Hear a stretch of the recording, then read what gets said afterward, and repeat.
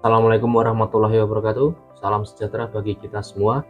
Perkenalkan, saya Putu Wirabumi, dosen Program Studi Sains Informasi Geografi S1, Fakultas Ilmu Sosial dan Ilmu Politik, Universitas Negeri Surabaya.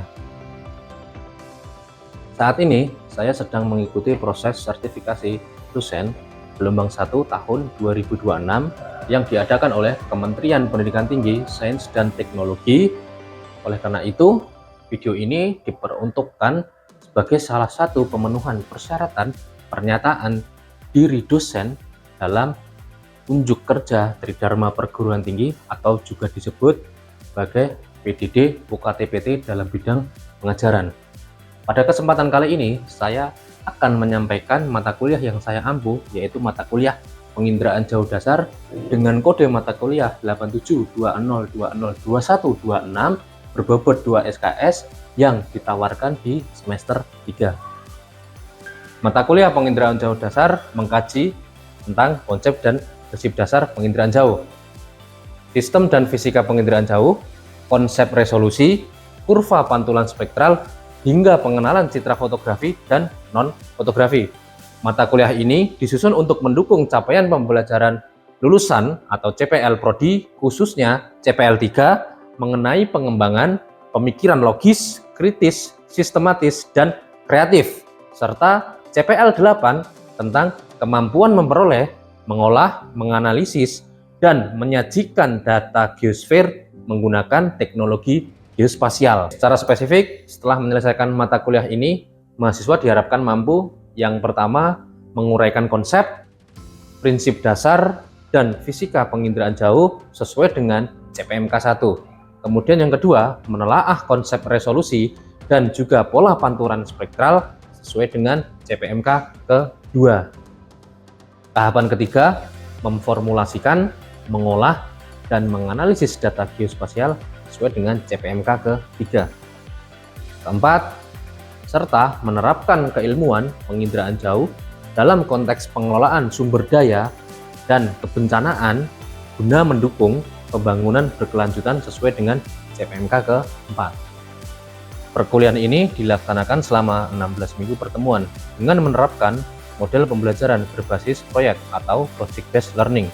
Materi pembelajaran terbagi menjadi 4 tahapan utama. Yang pertama, pertemuan 1 sampai dengan 5 mengenai pembahasan teori dasar mulai dari sistem penginderaan jauh, spektrum elektromagnetik, jendela atmosfer, sampai dengan interaksi radiasi dengan objek. Tahapan utama kedua, pertemuan 6 sampai ke 9 terkait dengan pendalaman konsep resolusi, kurva pantulan spektral, serta perbedaan citra fotografi dan non-fotografi. Pada pertemuan ke-8 merupakan pelaksanaan ujian tengah semester atau UTS. Selanjutnya, pertemuan 10 sampai dengan 12 berfokus pada praktek interpretasi visual dan digital menggunakan unsur-unsur interpretasi citra pada foto udara, citra satelit resolusi tinggi atau CSRT, dan citra satelit resolusi menengah. Lalu, pertemuan 13 sampai ke 16 membahas terkait dengan pelaksanaan proyek kelompok yang mencangkup verifikasi dan validasi data lapangan, uji akurasi, pembuatan peta hasil akhir, sampai dengan presentasi produk atau hasil proyek. Pada pertemuan 16 merupakan pelaksanaan ujian akhir semester. Sistem penilaian pada mata kuliah ini dirancang secara transparan dan berbasis proses dari proyek kelompok, di mana yang pertama, penilaian hasil proyek atau produk berbobot paling dominan yaitu sebesar 52,5%. Yang kedua, aktivitas partisipatif mahasiswa dalam diskusi dan ceramah interaktif sebesar 25%. Yang ketiga, evaluasi tes, dalam hal ini adalah ujian tengah semester dan juga ujian akhir semester sebesar 10%. Dan yang terakhir, yang keempat adalah unjuk kerja, praktik, dan portofolio sebesar 12,5%. Seluruh aktivitas pembelajaran, modul, dan juga unggah tugas terintegrasi secara daring melalui Learning Management System atau LMS dari Sistem Informasi Digital Akademik Sinau Digital atau Sindik Universitas Negeri Surabaya. Baik, demikian gambaran umum mengenai mata kuliah penginderaan jauh dasar yang terakomodir di dalam rencana pembelajaran semester atau RPS. Selanjutnya, berikut ini merupakan video proses pembelajaran dari mata kuliah penginderaan jauh dasar yang dilakukan secara luring dengan materi ajar tentang sistem penginderaan jauh. Baik, mari kita cermati dan simak video proses pembelajaran tersebut. Oke, bismillahirrahmanirrahim. Assalamualaikum warahmatullahi wabarakatuh. Selamat siang rekan-rekan sekalian. Bagaimana kabarnya hari ini? Oke, baik ya gitu. Oke, pertemuan kali ini kita akan melanjutkan dari pertemuan yang kemarin. Ada yang tahu pertemuan kemarin kita membahas terkait dengan apa? Konsep dasar penginderaan jauh. Kita belajar terkait dengan prinsip dasar penginderaan jauh. Kemudian kita belajar terkait dengan prosedur dalam penginderaan jauh. Nah, untuk pertemuan kali ini kita akan membahas terkait dengan sistem penginderaan jauh. Oke, nah ini tujuan pembelajarannya. Jadi kita coba untuk menelaah sistem PJ, kemudian kita membandingkan sistem PJ, kemudian kita juga menghubungkan elemen-elemen yang terdapat pada sistem penginderaan jauh. Oke, next. Nah, ini referensi, silahkan kalian bisa scan bahan ajar. Nah, bahan ajar ini berbentuk PDF, jadi berbentuk e-book. Silahkan kalian scan. Oke, sudah di scan. Oke, nah ketika kalian melihat gambar ini, apa yang kalian pikirkan atau mungkin coba kalian untuk interpretasi terkait dengan ini? Ekspresi ya. Ini dari ekspresi ini kita bisa menginterpretasi bagaimana kemudian bentuk-bentuk yang ada di wajah mereka gitu ya. Kalau sedih itu kemudian alisnya bagaimana, bibirnya bagaimana dan lain sebagainya. Nah, ini adalah bagian dari kita mencoba untuk menafsirkan sebuah objek. Oke. Lalu dengan ini kira-kira kalian melihat ini gambaran di benak kalian apa? Bencana, apakah langsung sampai ke bencana? Nah, ini adalah fenomena ya. Kalau mungkin bencana itu kan kita bisa menarik kembali gitu. Bencana kan mungkin istilah kebencanaan itu kan ya, bahkan sekarang itu bencana itu tidak kemudian dibarengi dengan kata-kata alam. Makanya saya lupa, saya baca di beberapa literatur yang terkini, yang terupdate, bahkan bencana natural apa? Hazard. Nah, naturalnya itu sekarang sudah mulai dihilangkan karena bencana sekarang sudah ya tergantung dari sudut pandang yang mana gitu. Oke, lanjut. Kalau yang ini sungai ya, benar, ini sungai gitu. Apalagi kira-kira kalian melihat polanya seperti apa? Meander ya. Jadi ini adalah fenomena meander sungai yang dikontrol oleh erosi dan juga disposisi dari material sungai itu sendiri. Seperti itu. Nah, dari semua yang sudah kita bahas tadi, kita coba untuk menafsirkan sebuah objek, kita coba untuk menafsirkan sebuah fenomena. Nah, bagaimana dengan gambar ini? Apa yang kalian pikirkan pertama kali? Apa dengan gambar seperti ini? Warna, oke. Tekstur, boleh. Apalagi? Rona, oke. Selain itu apalagi kira-kira yang paling penting terkait dengan gambar ini? Kira-kira apa? Bedanya apa gitu? Kira-kira. Kalau tadi kan sudah ada rona, warna, pola, tekstur.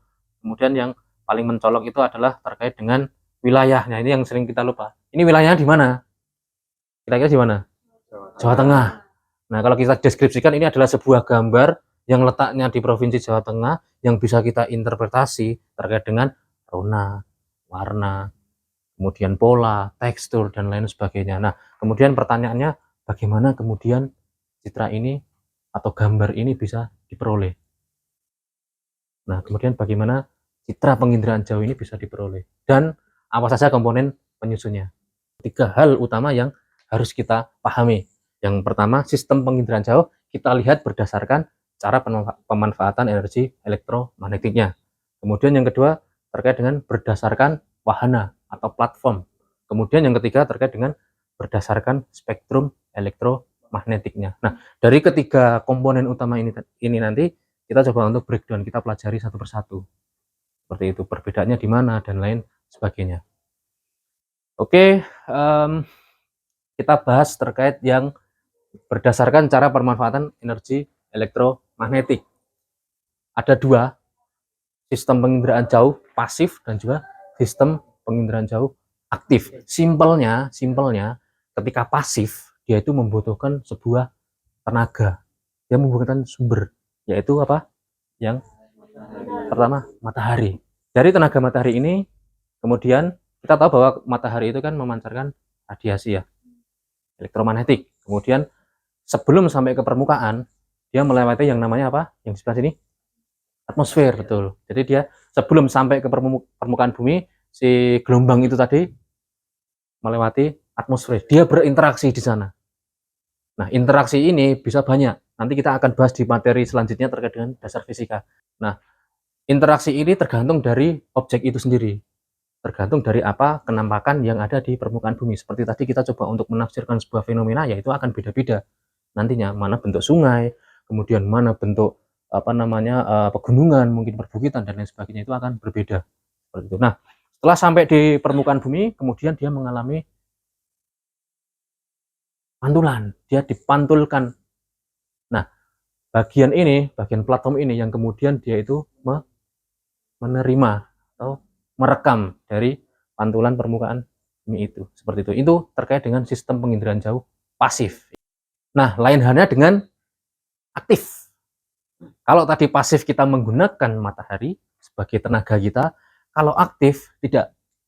Aktif menggunakan sebuah instrumen yang dibawa oleh sebuah wahana atau platform. Jadi instrumennya itu dibawa di sini. Kemudian ketika pesawat itu mulai merekam, dia juga akan ikut merekam. Kalau aktif seperti itu. Nah, instrumennya, platformnya apakah hanya pesawat? Tidak. Ada banyak sekali. Ada pesawat, bahkan ada satelit yang membawa sensor aktif seperti itu. Oke, nah di dalam penginderaan jauh aktif yang banyak kita kaji itu hanya ada 3 untuk sekarang ini ya. Untuk sekarang boleh jadi nanti ketika sains dan teknologi sudah maju, pengembangan itu mulai menambah. Kalau yang untuk saat ini hanya ada 3. Yang pertama adalah terkait dengan radar. Kemudian yang kedua terkait dengan lidar, yang ketiga terkait dengan sonar. Seperti itu. Kalau radar ya kita kalau aktif kan kita menggunakan gelombang mikro ya.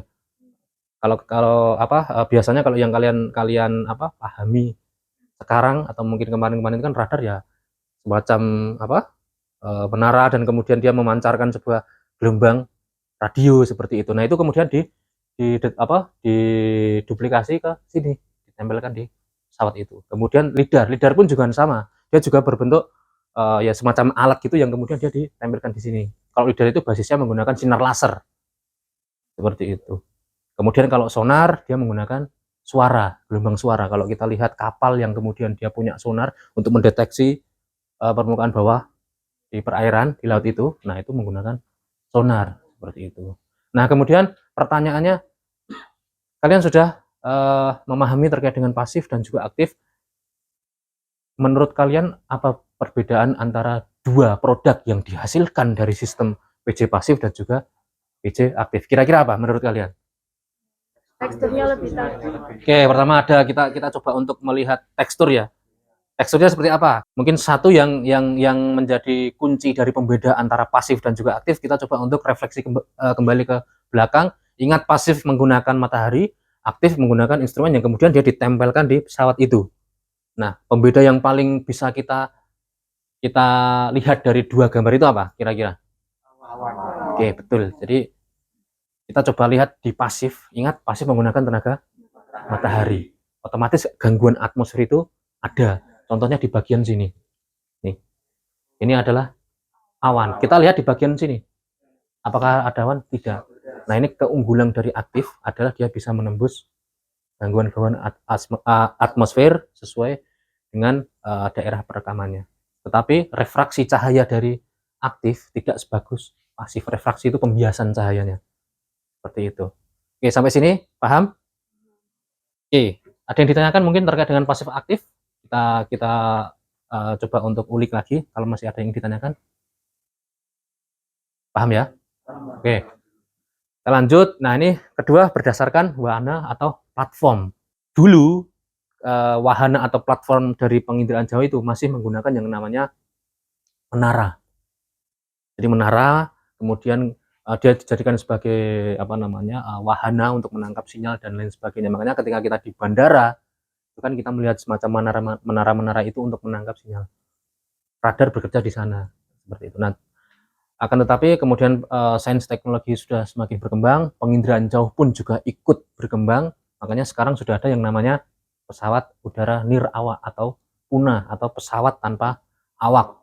Atau mungkin yang kalian familiar itu kan ada istilah drone ya. Nah, kalau kita lihat di sini berdasarkan wahana atau platform yang kekinian yang terupdate sekarang itu adalah drone. Drone multirotor. Kenapa kemudian dinamakan multirotor? Itu karena kita bisa lihat sendiri rotor itu adalah ini. Nih, rotor multi, makanya dia memiliki 4 ya penggeraknya ini. Ini propeller dan lain sebagainya. Itu namanya multirotor. Kemudian kedua kita lihat ini adalah UAV. Dinamakan UAV fixed wing. Dia fix sayap, wing itu kan sayap ya. Dia itu fix seperti ini. Jadi dia terbang, kita kontrol dari bawah dengan daya jelajah yang masing-masing sesuai dengan spesifikasi dari pesawat itu sendiri. Nah, kemudian yang terkini ini yang sedang banyak digunakan di penelitian-penelitian sekarang itu terkait dengan USV. Bedanya kalau UAV dia aerial, kalau USV dia surface di perairan. Dia bisa untuk batimetri, bisa untuk mendeteksi, mungkin menggunakan ditempeli sonar, kemudian bisa merekam terkait dengan keberadaan ikan seperti itu. Ini terkait dengan yang wahana atau platform di sistem pesawat udara dan menara. Oke, selanjutnya, nah ini sistem ruang angkasa. Kalau tadi airborne, kalau ini sekarang kita bahas terkait dengan spaceborne. Oke, kalau spaceborne itu sebenarnya kita bisa bahas hanya dengan menggunakan ini saja. Oke, kalau spaceborne itu ada dua. Yang pertama itu adalah sinkron bumi, kemudian yang kedua adalah sinkron matahari, geosinkronus dan juga sun sinkronus. Nah, bedanya apa? Kalau misalnya geosinkronus atau sinkron bumi, yaitu basisnya seperti ini. Misal ini adalah bumi, kemudian ini ada satelit. Oke, ini ada satelit yang merekam khusus di negara Indonesia sini ya, misalkan seperti ini. Nah, sorry. Oke, jadi kalau misalkan geosinkron itu, satelit itu dia memonitor wilayah yang akan dia rekam. Misalnya contohnya seperti di Indonesia. Nah, pertanyaannya sekarang seperti ini. Bumi bergerak atau berputar? Bergerak dan berputar ya. Berputar kita mengenal dengan istilah rotasi.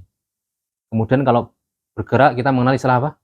Revolusi. Sinkron bumi itu seperti ini. Jadi ketika satelit dengan jarak sekitar 36 ya, 36.000 km. Jadi satelitnya di sini, dia akan merekam di sini.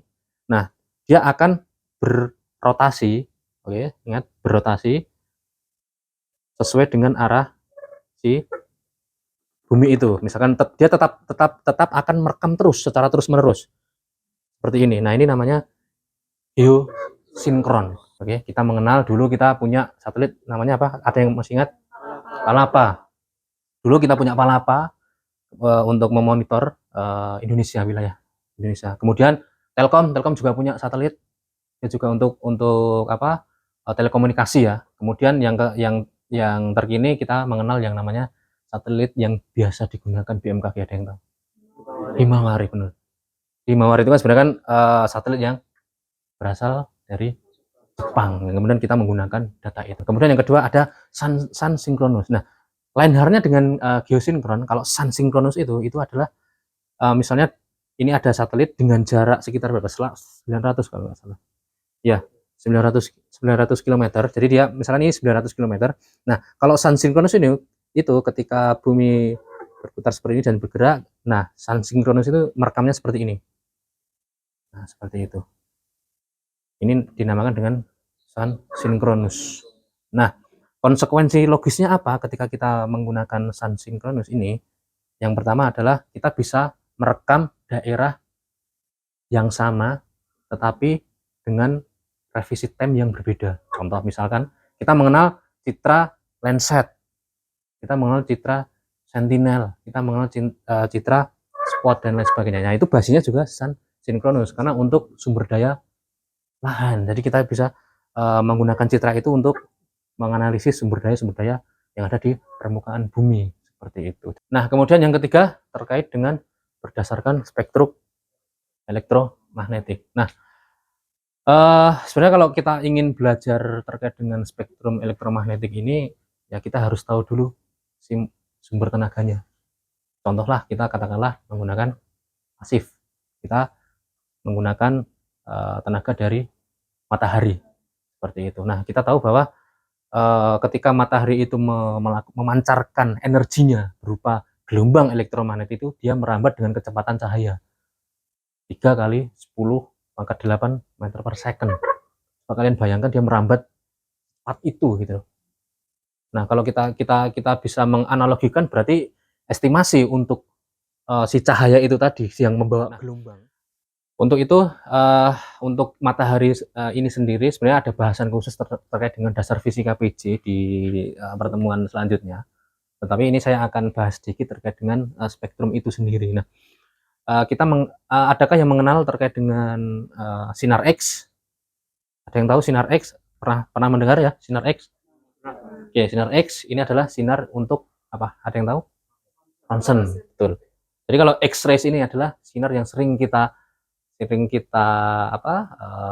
kenali dari sinar X Ronsen. Kemudian ada sinar Y. Ada yang tahu sinar Y? Gamma, betul. Kalau bahasa intinya gamma. Ini banyak digunakan untuk kebutuhan nuklir. Oke. Selanjutnya ada sinar kosmik. Kalau kosmik ini sinar yang energinya jauh lebih besar sekali, seperti proton, elektron, dan juga inti bumi seperti itu. Nah, kalau kita lihat sepintas, kita bisa melihat ini panjang gelombang di sini. Ini kan semakin ke sini, ya, semakin ke sini, dia kan semakin sempit. Tetapi sempitnya panjang gelombang ini, dia memberikan energi yang jauh lebih besar. Makanya dia ketika cahaya matahari kemudian itu memancarkan radiasi, kemudian ini ada gelombang mikro. Tadi kita sudah sempat membahas terkait dengan radar. Nah, ini basisnya ini. Semakin ke kanan dia semakin lebar. Panjang gelombang itu semakin lebar. Nah, ini. Kalian coba lihat di sini. Ini kan semakin lebar ya. Nah, lebarnya ini dia energinya juga semakin menurun, semakin rendah. Nah, kemudian pertanyaannya adalah mana kira-kira dari spektrum gelombang elektromagnetik ini yang bisa kita gunakan di penginderaan jauh? Yang mana? Kira-kira? Band apa tadi? Visible. Nah, ini adalah yang banyak kita gunakan di penginderaan jauh. Visible band. Nah, untuk detailnya seperti ini. Jadi visible itu sebenarnya hanya ada beberapa spektrum saja. Bahkan ketika kita menggunakan ultraviolet yang sebelah sini, itu hanya sangat-sangat limit. Limit sekali, sedikit sekali tenaganya yang bisa kita gunakan. Pun juga near infrared. Ini juga limit. Jadi kita itu mungkin kalau mata kita itu kan hanya bisa natural color ya, red, green, dan blue seperti ini. Dan selebihnya itu adalah sebuah kombinasi warna yang bisa kita tangkap dari mata kita. Nah, maka dari itu ini visible band ini di dalam penginderaan jauh sering disebut juga sebagai jendela atmosfer. Nah, ini untuk yang spektrum elektromagnetik, simpelnya itu ada multispektral, kemudian ada hyperspektral seperti itu. Nah, misalnya kita coba untuk misalnya kalau multispektral itu dia hanya terdiri dari tiga band, 3 saluran multispektral. Menggunakan beberapa saluran atau kanal atau band spektral. Ingat tadi jendela atmosfer tadi, red, green, blue, natural color yang hanya bisa kita lihat di mata. Multispektral juga seperti itu. Misalnya ini red, green, dan blue. Misalnya ini kita kompositkan warna-warna itu tadi, kemudian dia akan menjadi sebuah warna true color. Red, green, blue. Nah, true color ini yang biasa kalian lihat di aplikasi kalian, Google Maps, yang modenya itu satelit. Lain halnya dengan yang sebelah sini. Dia menggunakan false color. band 5, band 4, band 3 seperti ini. Jadi istilahnya false color itu ya kita menggunakan citra itu hanya untuk mendeteksi atau memonitoring sesuatu atau mungkin menganalisis ya tangkapan-tangkapan seperti ini, seperti itu. Nah, lanjut ini ada hyperspektral. Nah, simpelnya. Jadi misalnya ini ya, kita menggunakan RGB ini. Nah, hyperspektral itu kan terdiri dari banyak sekali saluran atau band. Makanya ibaratnya misalnya ini 1 pixel seperti ini, kemudian dia bisa dipecah menjadi beberapa band-band. Seperti itu. Makanya hyperspektral ini banyak digunakan untuk kajian-kajian yang dia itu sangat-sangat detail. Contohnya apa? Terkait dengan pemetaan mineral. Oke, sampai sini paham? Terkait dengan sistem multispektral dan juga hyperspektral. Oke, lanjut kita akan ke radar. Tadi kita sempat bahas sistem radar di awal tadi, pasif dan aktif. Karena kita sering menggunakan sistem radar ini ya tadi. Ya intinya kalau radar kita bisa menggunakan polarisasi ya. Lain halnya dengan sistem sing multispektral. Kalau multispektral itu kan istilahnya kan ada band 1, band 2, band 3, band 4, band 5 dan itu apa misalnya band biru, band hijau. Nah, kalau sistem radar ini dia menggunakan istilah misalnya band X, band C, band L tergantung dari akan digunakan untuk apa dan kemampuan untuk melakukan penetrasi permukaan bumi seperti apa. Lidar dia bisa mengeneralisasi padahal dia tertutup oleh yang namanya vegetasi. Mungkin vegetasi ataupun objek-objek yang sekiranya itu mengganggu untuk mendapatkan area permukaannya.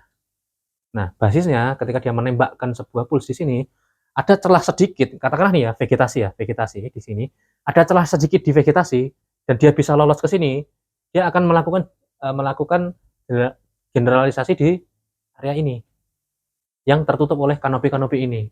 Seperti makanya ini sangat berpotensi ketika kita ingin membutuhkan elevasi yang sebenarnya dari permukaan bumi seperti itu. Nah, bisa kalian lihat, kita tahu ya, ada yang tahu digital elevation model, tahu ya, DEM ya. Oke. Kalau DEM itu kan sebenarnya kan ada dua, basisnya itu adalah yang pertama terkait dengan surface, yang kedua terkait dengan terrain. Makanya ada istilah DSM dan juga DTM, itu merupakan DEM. Kalau DSM itu adalah digital surface model. Kalau DTM dia bisa menghasilkan elevasi yang berada di permukaan ini. Nah, selanjutnya mungkin saya butuh risam dari rekan-rekan semua, mungkin satu saja. Oh ya, silakan. Berdasarkan dari yang sudah Bapak keluarkan, berdasarkan risam saya tadi kita membahas mengenai bagaimana penggunaan jauh diperoleh. Yang pertama itu berdasarkan pemanfaatan energi elektromagnetik, yang tadi itu ada PC pasif dan PC aktif. Kalau PC pasif menggunakan sumber tenaga utamanya matahari. Lalu di PC pasif ini sangat dipengaruhi oleh adanya atmosfer tadi. Lalu untuk PC aktif sendiri ini menggunakan sebuah wahana seperti pesawat ataupun satelit yang membawa sebuah sensor begitu. Lalu terdapat yang banyak dikaji itu ada radar, lidar, sonar. Pembeda dari PC aktif dan yang tidak aktif ini, PC aktif itu mampu menembus gangguan atmosfer, tetapi pembiasan cahayanya masih kurang seperti yang tadi sudah ditunjukkan. Itu terkait dengan materi pada pertemuan kali ini. Selanjutnya ini ada LKM, silahkan kalian scan di dalam sini ada penugasan sebagai asesmen dan juga evaluasi. Oke, baik ada penugasan kelompok dan juga individu. Oke, mungkin itu yang bisa saya sampaikan. Saya akhiri pertemuan pada siang hari ini. Wassalamualaikum warahmatullahi wabarakatuh. Waalaikumsalam warahmatullahi wabarakatuh. Oke, terima kasih ya.